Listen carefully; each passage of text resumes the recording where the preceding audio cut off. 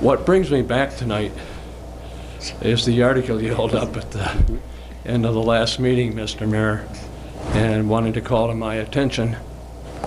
And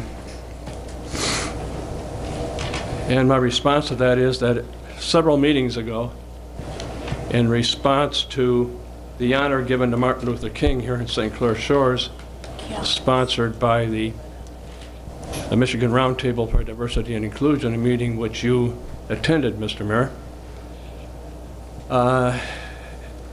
I spent my entire 5 minutes that meeting at this microphone quoting what a loyal, patriotic black woman named Julia Brown said about the treasonous actions of Martin Luther King, about which she became aware as an undercover agent for the FBI in the Communist Party for 9 years.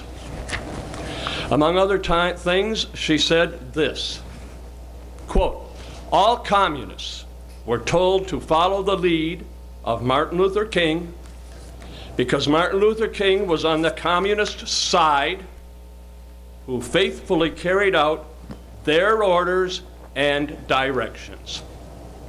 That's among a whole lot of other things she said. These facts were revealed by a true and patriotic American who was in a position to know. Yet instead of paying this woman any heed, the heed that she was due, Mr. Mayor, you chose instead, at the end of the last meeting, to hold up this newspaper article which reports that General Motors has contributed millions of dollars to the Martin Luther King Memorial that is to be dedicated in our nation's capital August 28th. This was a pathetic attempt on your part to demonstrate that somehow this was the last word on the matter.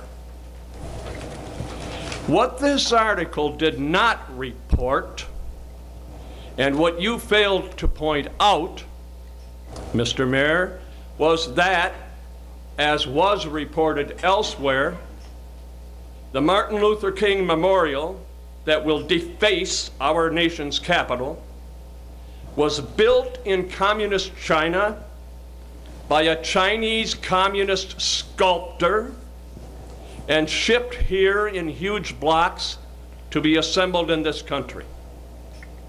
A leading art critic said of this King Memorial that it had a totalitarian look one would expect to see in the capital of communist North Korea or some other communist totalitarian state. Instead, it'll be in our capital, Washington. How pathetic and inexcusable that you, Mr. Mayor, should cite General Motors, a car builder, as some sort of authority and final word on a matter it knows nothing about, as opposed to a true, loyal, and patriotic American who was in a position to know the full truth about Martin Luther King and his treasonous conduct against this country.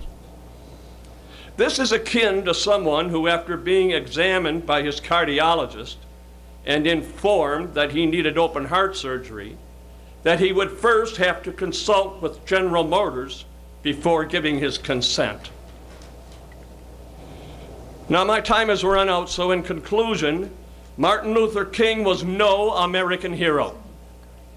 Rather, Martin Luther King was a traitor, deserving of the American people's contempt. And the national holiday held in his honor is not cause for celebration, but rather a national disgrace. There is much to say, and I will be back to quote the words of Martin Luther King himself, which will be an even further indictment of this traitor. Thank you. Is there anyone else?